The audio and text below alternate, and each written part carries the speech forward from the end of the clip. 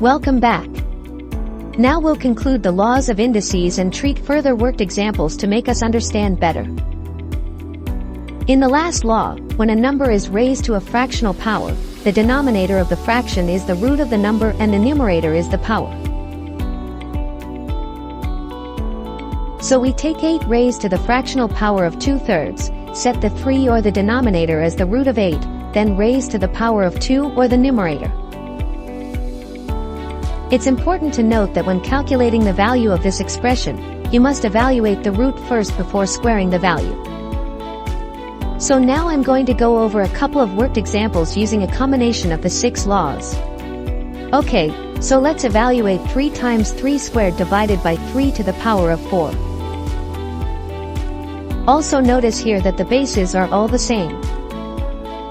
First apply law 1 to the numerator, leaving the denominator alone. And then with the resulting fraction we can apply law 2.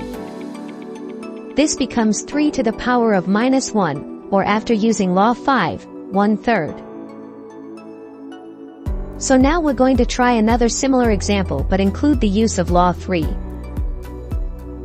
We can apply law 3 to the numerator and law 1 to the denominator. As with the previous example, we can now use law 2 to simplify further, and law 5 to arrive at the final answer. The last example question is a bit more difficult. As we can see with this example, we have 2 different bases. After grouping similar bases together, we can apply law 2.